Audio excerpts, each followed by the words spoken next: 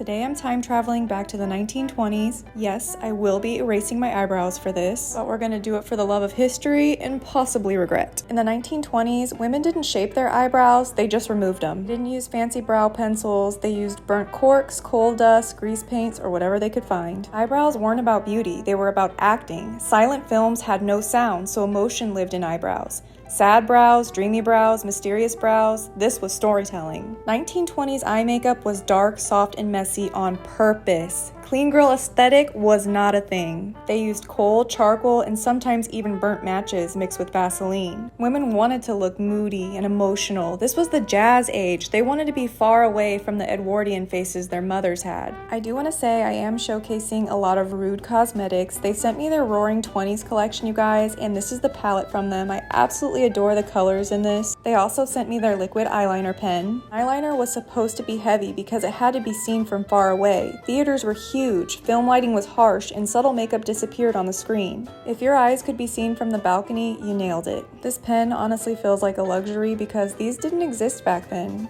And this eyeliner pen has become one of my favorites, you guys. It goes on so easily and it stayed on all day. I want my eyeliner downturned for this look, just to add that dramatic flair to my eye makeup. And remember, it doesn't have to be perfect. I'm going to be using the Huda Beauty foundation today, and I'm going to go ahead and blend it in with my brush. But in the 1920s, foundation was either grease paint or cold foam rubbed in with your fingers, then covered in powder, and I mean a lot of powder. Brushes were rare, so women used puffs, sponges, or even a rabbit's foot, which also doubled as a good luck charm. Shine would have been your enemy back then. The goal was skin that looked like velvet on film. Contouring back then really didn't exist, but I'm trying to look a little snatched, I guess. So yes, honey, we are going to contour this face. It's giving rebel. I also like to contour my nose. I just feel like it looks really good in photos. I mean, they probably did contour a little bit back then, but I'm talking about I want a snatched little button nose, honey. So this is what I do. I push the top of my nose up.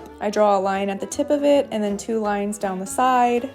And then I will just blend until the line isn't super harsh anymore. And then I'll add some white eyeshadow on the tip of my nose and down the bridge. And once I have that where I want it, I'll just set everything with my powder. I am obsessed with this blush color, you guys. Rude Cosmetics did their thing with this one. I'm going to be placing my blush higher and slightly under the eyes. They weren't trying to look sculpted, they just wanted to show emotion on the face. And blush closer to the eyes made women look flushed, dramatic, and almost theatrical. It really helped the eyes pop on camera and gave that soft, sad look you see in silent films. This is why 1920s faces look so expressive. Everything was pushed towards the center of the face, so emotion was read instantly. Now, to make my eyes appear bigger, I am taking Sephora Collection's pencil eyeliner in the shade Coconut, and I'm going to be placing that in my waterline and right under my little cat eye that I made. I really do want those big, sad, dramatic eyes, and this does the perfect trick for it. And I love that it's not completely white. It still has a little bit of a flesh tone color, and it's long-lasting. Once I have that placed, I'm going to take my liquid eyeliner and draw a line right under the white eyeliner so that way my eyes give that dramatic effect. And one thing you cannot forget is fake eyelashes. I'm using spiky ones. False eyelashes were invented for silent films because real lashes disappeared on camera. They were originally made from human hair and glued on with spirit gum. Not exactly comfortable, but they looked incredible under the lights. Now to add even more drama, add some mascara to the bottom lashes and pinch them together. This will 100% increase that dolly, sad, emotional look in the eye, and it will draw even more attention. I actually do this for just a majority of my regular makeup looks.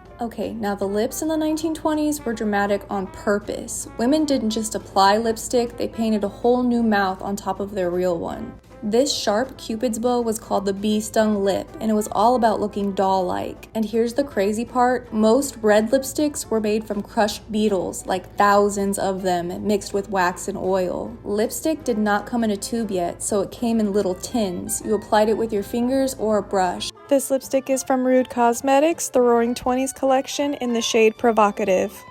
And it has such a lovely tone to it that gives 1920s. But I love this for a modern look too if you're looking for that deep red tone. fun fact, wearing lipstick in public was actually considered scandalous until women in the 1920s decided they didn't care and did it anyway. For my hair, I just did some front finger waves and I threw it in a bun and added a little hairpiece. And you guys, this is the finished look. I hope you enjoyed this video, and in my next one, I'll be showing you my 1920s dress collection. Love you!